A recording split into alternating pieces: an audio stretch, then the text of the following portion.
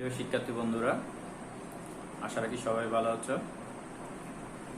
আজকের ভিডিওটি এসএসসি প্রথম বর্ষের হিসাব বিজ্ঞান, ব্যবসায় শিক্ষার হিসাব বিজ্ঞান বিষয়ে একটা গুরুত্বপূর্ণ অধ্যায় একতরফা দাখিলা পদ্ধতি নিয়ে করছি। যারা এই অধ্যায়ে দুর্বল বা কম বুঝো, আশা রাখি তাদের জন্য এই ভিডিওটি অনেক উপকার আসবে। তো সবাই মনোযোগ সহকারে দেখবে এবং যদি ভালো লাগে থাকে তাহলে তোমার বন্ধুদেরকে ইনফর্ম করবে এবং শেয়ার করবে। এই অধ্যায়ে বোঝানোর সুবিধার্থে আমি 3টা পর্বে ভাগ করছি এই ভিডিওগুলোকে। আজকের ভিডিওটি প্রথম সিরিজ। প্রথম ভিডিওতে আমরা চেষ্টা করব এই অধ্যায়ে করণীয় কি, কিভাবে আমরা এই অধ্যায়টি পরীক্ষাতে আসলে বুঝতে পারবো একতরফা দাখিলা পদ্ধতি এবং কিভাবে অঙ্কগুলো করব এবং কি কি আসবে। দ্বিতীয় ভিডিওতে আমরা চেষ্টা করব অঙ্কের মাধ্যমে বোঝানোর জন্য, এবং তৃতীয় ভিডিওতেও সেম তোমাদের প্রশ্নের আলোকে তোমাদের সমাধান করার চেষ্টা করব। তো প্রথমে একতরফা দাখিলা পদ্ধতি কি সে বিষয়ে তোমাদের একটি বিষয় ধারণা দিই। একতরফা দাখিলা পদ্ধতি সাধারণত দুইতরফা দাখিলা পদ্ধতি যে সকল নিয়ম কানুনগুলো আছে সেগুলো এই পদ্ধতিতে এই হিসেবে মেনে চলা হয় না। হিসাব বিজ্ঞানে এটাকে অনেক ক্ষেত্রে এটাকে অবৈজ্ঞানিক পদ্ধতিও বলা হয়ে থাকে বা অসম্পূর্ণ বা অপূর্ণাঙ্গ পদ্ধতিও বলা হয়ে থাকে। প্রশ্নপত্রে এটা ফার্স্ট ইয়ারের হিসাব বিজ্ঞানের বিভাগে 9 নম্বর প্রশ্নে প্রতি বছর অঙ্কে সাধারণত এটা 9 নম্বর প্রশ্নে এটা এসে থাকে এবং এটা কম্পালসারি অঙ্ক বলা যেতে পারে। আমাদের যে সৃজনশীল প্রশ্ন যেগুলো আসে সেগুলোর মধ্যে এটা অন্যতম। সো সবাই পরীক্ষা যদি ভালো মার্ক পেতে চাও এই অধ্যায়ের উপর অবশ্যই তোমাদেরকে অভিজ্ঞতা থাকতে হবে। তো চলো আমরা কিভাবে বুঝবো যে এটা একতরফা দাখিলা পদ্ধতি। একতরফা দাখিলা পদ্ধতি প্রশ্নে বোঝার বা চেনার উপায় হলো আমাদেরকে প্রশ্নে কিছু প্রারম্ভিক এবং সমাপনী সম্পদের মতো একটা র্যামিল আকারে দেওয়া থাকে, র্যামিলের মতো নিচে প্রদত্ত কিছু সমন্বয় দেওয়া থাকে। অনেক ক্ষেত্রে সমন্বয়টা উপরেও র্যামিলের পদ্ধতি উপরেও দেওয়া থাকতে পারে, আবার নিচেও দেওয়া থাকতে পারে,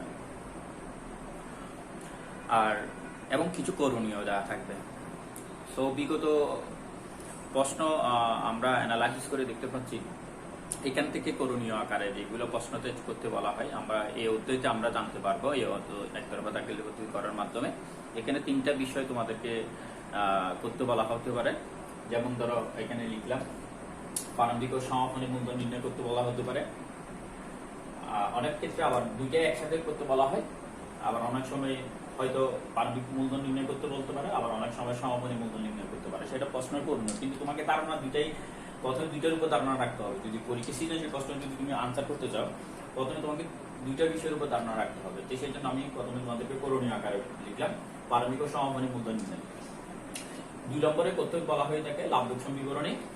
3 নম্বরে আমরা এই অধ্যায় থেকে করার চেষ্টা করবো বৈষয়িক বিবৃতি। এটাকে অনেক ক্ষেত্রে আর্থিক অবস্থা বিবরণী বলা হতে পারে। অনেক প্রশ্নতে হয়তো বৈষয়িক বিবৃতি করতে বলা হয়, আর্থিক অবস্থা বিবরণী নির্ণয় করতে বলা হয় অনেক ক্ষেত্রে। তো দুইটাই কিন্তু সেম আকারে করতে হবে।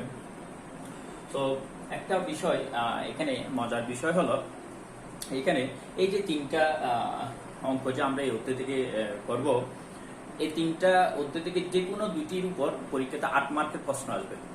সেটা আমরা বিগত বছরের প্রশ্ন এবং টেস্ট পেপার অ্যানালাইসিস করে দেখতে পাইছি যে যদিও একতরফা দাখিলা অঙ্ক যেগুলো আছে সেখানে দেখতে পাইছি যে এই 3টা অধ্যায় থেকে যে কোনো 2টা অধ্যায় 10 মার্কের প্রশ্নের মধ্যে 8 মার্কের শুধু এই 3টা থেকে যে কোনো 2টা অধ্যায় আসছে।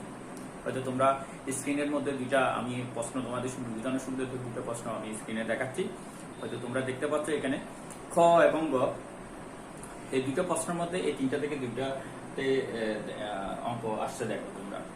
তো আশা রাখি তোমরা বুঝতে পারতেছো। তো চলো তাহলে আমরা কিভাবে পর্যায়ক্রমে অঙ্কগুলো করব সেই বিষয়ে বর্ণনা যাচ্ছি। তো আশা রাখি বুঝতে সাথে থাকবে। প্রথমে চলো আসো আমরা প্রারম্ভিক এবং সমাপনী মূলধন নির্ণয় কিভাবে করব। প্রারম্ভিক এবং সমাপনী মূলধন নির্ণয় করার জন্য তোমাদেরকে 3টা বিষয় সাধারণত মনে রাখতে হবে। বিশেষ করে 3টা বিষয় মনে রাখবা। প্রথমে তোমরা পরীক্ষাতে ছক করবে। ছক করার পর আমি ছকগুলো তোমাদেরকে করে দেখাচ্ছি। প্রথমে আমরা একটা ছক করব প্রারম্ভিক সমাপনী মূলধন যদি দুইটা যদি নির্ণয় করতে বলে, তাহলে প্রথমে আমরা খাতার মধ্যে চক করব।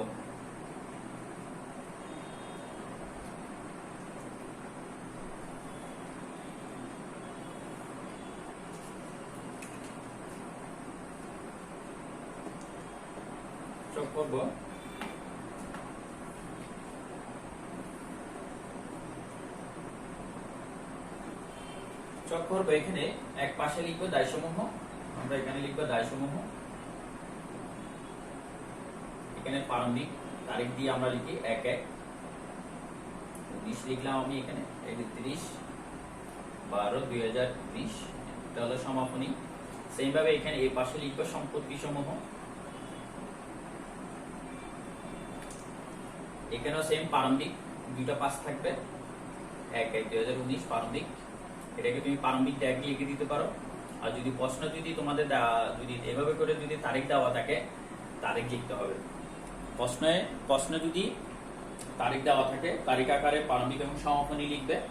আর সমাপনী লিখার জন্য 31/12/2020 যে সালটা দেওয়া থাকবে, 14 সাল থাকতে পারে, 15 সাল, 16 সাল, প্রশ্নতে যেভাবে পদত্ব দেওয়া থাকবে সেভাবে। যদি কিছু দেওয়া না থাকে, যদি দুইটার বাইক করতে বলে প্রারম্ভিক সমাপনী, সেক্ষেত্রে তুমি প্রারম্ভিক সম্পত্তি, প্রারম্ভিক দায়সমূহ, সমাপনী দায়সমূহ, সম্পত্তির পাশে প্রারম্ভিক সম্পদ সমূহ, সমাপনী সম্পত্তি সমূহ এভাবে আমরা চক করব। চক করার পর প্রারম্ভিক এবং সমাপনী মূলধন আমরা করণীয়ের জন্য আমি বলছি 3টা বিষয় তোমাদেরকে মনে রাখতে হবে। 1 নম্বর বিষয়টা কি, প্রথমে তোমাদেরকে রেয়া মিলে যে প্রদত্ত যে সম্পদগুলো দেওয়া থাকবে, তোমরা দেখতে পাবে কিছু সম্পদ দেওয়া থাকতে পারে। এই সম্পত্তিগুলো সমূহকে তুমি এই যে চক করার পর সম্পত্তির পাশে নিয়ে যাবে। নিয়ে যাওয়ার পর প্রারম্ভিক হলে প্রারম্ভিক লিখবে, সমাপনী হলে সমাপনীর দিকে লিখে দিবে। লিখার পর 2 নম্বরে গিয়ে দেখবে যে কোন সম্পত্তি ক্রয় করা হয়েছে কিনা। যদি কোনো সম্পত্তি যদি ক্রয় করা হয়ে থাকে, তাহলে ওই সম্পত্তিগুলোকে আমরা সম্পত্তির পাশে নিয়ে আনার পর আমাদেরকে সমাপনী করে লিখবো। এখানে অনেক ক্ষেত্রে অনেক ছাত্রছাত্রী আমরা অঙ্ক পরীক্ষায় দেখতে পাচ্ছি, খাতা কাটার সময় দেখতে পাই যে অনেকেই সম্পত্তি ক্রয় করলে সেটা প্রারম্ভিকে লিখে দেয়। আসলে না, এখানে সম্পত্তি ক্রয় করলে সাধারণত এটা আমরা লিখবো যে সম্পত্তির পাশে সমাপনীর দিকে লিখবো, এটা মনে থাকে জানা আসার আগে। 3 নম্বরে গিয়ে তাহলে কি করবো, 3 নম্বরে গিয়ে আমাদের যে প্রদত্ত যে দায়গুলো আছে সেগুলোকে দায়ের পাশে লিখবো। প্রারম্ভিক হলে প্রারম্ভিক, সমাপনী হলে সমাপনী লিখবো। লিখার পর প্রারম্ভিক সম্পদ এবং সমাপনী সম্পদগুলোকে মোট সম্পদ যোগ করে মোট সম্পদ হিসেবে লিখবো। লিখার পর যোগফলটাকে এই পাশে নিয়ে আসবো। আনার পর দায়ের পাশ থেকে যে যোগফলগুলো হবে সেগুলা এই সম্পত্তির পাশে যোগফল থেকে এটা বাদ দেওয়ার পরে তাহলে আমরা প্রারম্ভিক এবং সমাপনী মূলধন নির্ণয় করতে পারবো। তাহলে আমি আবারও একটু সুবিধার্থে রিপিট করতেছি, প্রারম্ভিক এবং সমাপনী মূলধন কিভাবে নির্ণয় করব। প্রথমে আমরা এইভাবে একটা চক করব। চক করার পর প্রদত্ত সম্পদগুলো থেকে সম্পদগুলো নিয়ে প্রারম্ভিক সমাপনী সম্পদ হিসেবে লিখবো। আর দায়সমূহকে দায়ের পাশে প্রারম্ভিক সমাপনী সম্পদ হিসেবে লিখে ফেলবো। 2 নম্বরে যদি কোনো সম্পত্তি যদি ক্রয় করা হয়ে থাকে, সম্পত্তি ক্রয় করা সম্পত্তির দিকে লিখার পর সমাপনী সম্পত্তিতে লিখবো। 3 নম্বরে গিয়ে যেটা করতে হবে সেটা হলো কি, দায় হলে দায়সমূহকে পর্যায়ক্রমে লিখে মোট সম্পত্তি যুগফল থেকে দায়সমূহ বিয়োগ করার পর তাহলে আমরা প্রারম্ভিক এবং সমাপনী মূলধন নির্ণয় করতে পারবো। আশা রাখি তোমরা বুঝতে পারছো। তাহলে চলো আমরা এখন লাভ লোকসান বিবরণী কিভাবে করব সেটা নিয়ে আলোচনা যাচ্ছি। প্রথমে লাভ লোকসান বিবরণী করতে গেলে প্রথমে তোমাদেরকে একটা ছক করতে হবে। ছকটা আমি এখানে করে রাখছি, দেখো। প্রথমে লাভ লোকসান বিবরণী করতে গেলে প্রথমে এরকম একটা ছক করতে হবে, বিবরণ টাকা টাকা, একদম খাঁচাকে তোমরা লম্বা করে আকারে করবে ছকটা। তার উপরে লিখবে কোম্পানির নাম। কোম্পানির নাম লিখার পর লাভ লোকসান বিবরণ লিখবে। তারপরে যেখানে প্রশ্নতে যে সালটা দেওয়া থাকবে সেই অনুপাতে বছরের সমাপ্ত তারিখ লিখে 31শে ডিসেম্বর সমাপ্ত বছরের জন্য বা বছরের সমাপ্ত বছরের জন্য লিখে তারিখটা লিখবে। লিখার পর তোমাদেরকে প্রথম উপরের দিক থেকে 5টা আইটেম তোমাদেরকে সবসময় মনে রাখার চেষ্টা করবে। 5টা আইটেম উপরের দিকে প্রথমে লিখতে হবে। নাম্বার 1 লিখতে হবে সমাপনী মূলধন। সমাপনী মূলধনটা উপরের দিকে লিখবো। লিখার পর 2 নম্বরে গিয়ে উত্তোলন লিখবে। উত্তোলন লিখার পর প্রশ্ন অনেক সময় উত্তোলন তো 2 রকম আকারে থাকতে পারে। অনেক ক্ষেত্রে অনেক প্রতিষ্ঠানের মালিক দেখা যায় নগদ উত্তোলন করে, নগদ হলে নগদ লিখবে। আবার পণ্য উত্তোলন করলে পণ্য উত্তোলন, আর নগদ উত্তোলন নগদ, পণ্য হলে পণ্য, দুটো উত্তোলন যোগ করার পর মোট উত্তোলন আমরা পেয়ে যাবো। অনেক ক্ষেত্রে ক নম্বর প্রশ্ন হয়তো তোমাদেরকে মোট উত্তোলন পরিমাণ নির্ণয় করতে বলে, তাহলে সেক্ষেত্রে এটা এইভাবে করে বাই করতে পারবে। 3 নম্বরে গিয়ে উত্তোলনের সুদ বাই করতে দেওয়া থাকে। উত্তোলনের সুদ 4 নম্বরে গিয়ে নাম্বারে লিখবো যে তোমাদের কোনো বিনিয়োগের সুদ কোনো যদি বকেয়া থাকে বা বিনিয়োগের সুদ দেওয়া থাকলে বিনিয়োগের সুদ। তারপর পঞ্চম নম্বরে গিয়ে লিখবো অগ্রিম কোনো খরচাবলী দেওয়া থাকলে, অগ্রিম খরচাবলী। এই আইটেম 5টা আইটেম তোমরা মনে রাখার চেষ্টা করো, 5টা আইটেম। আবার তাহলে বলতেছি দেখো, নাম্বার 1 তোমরা দেখতে পাচ্ছ সমাপনী মূলধন লিখবো করে, তারপর লিখবো 2 নম্বরে উত্তোলন, উত্তোলনটাকে নগদ থাকলে নগদ, পণ্য থাকলে পণ্য উত্তোলন লিখবো। আর 3 নম্বরে উত্তোলনের সুদ, বিনিয়োগের সুদ, অগ্রিম খরচাবলী। এভাবে পর্যায়ক্রমে 5টা আইটেম লিখার পর যদি প্রশ্ন থাকে লিখার পর 5টা যোগফল লিখবো, 5টা যোগফল লিখে এই কলমে লিখবো। লিখার পর নিচ দিক থেকে আমরা বাদ দেওয়ার জন্য প্রথমে 6 নম্বর আইটেমে লেখার চেষ্টা করবো পারমিং মূলধন। পারমিং মূলধন,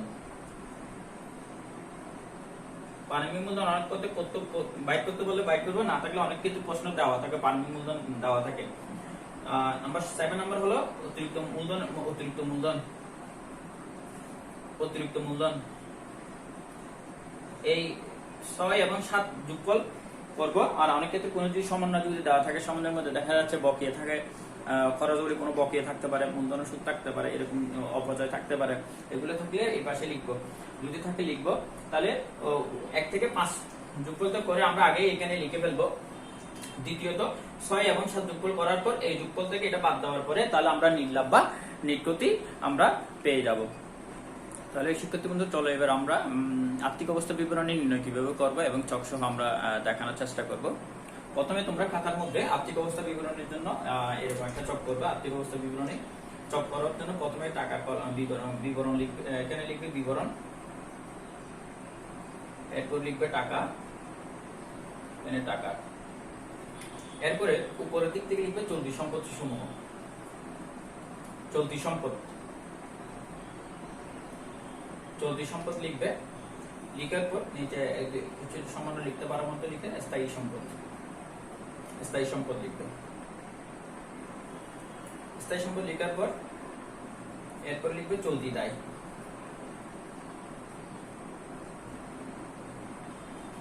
এরপরে নিচের দিকে লিখবে মালিকানা সত্ত্ব।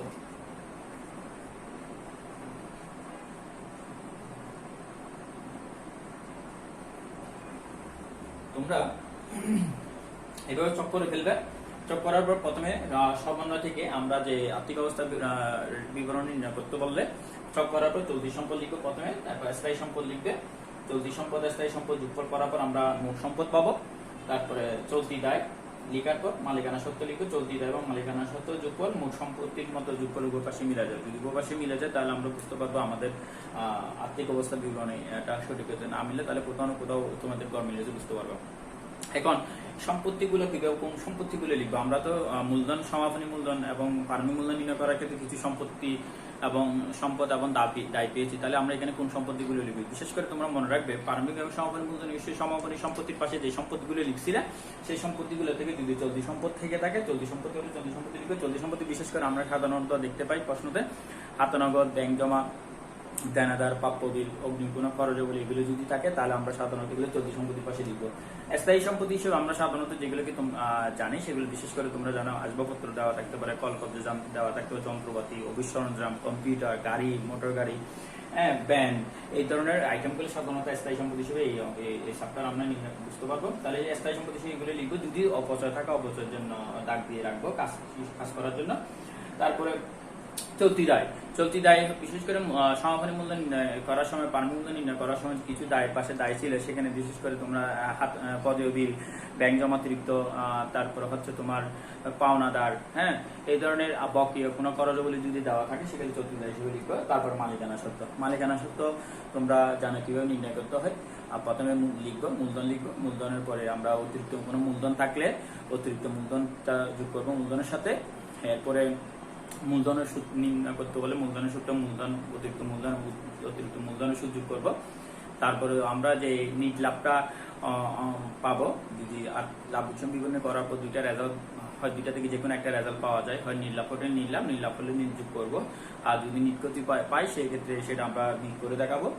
উত্তোলন থাকলে উত্তোলন পর্যায়ক্রমে আমরা বাদ দিব, নগদ থাকলে নগদ, পণ্য উত্তোলন থাকলে পণ্য উত্তোলন দুইটা বাদ দিব, উত্তোলন সুদ থাকলে সেটাও বাদ দিব।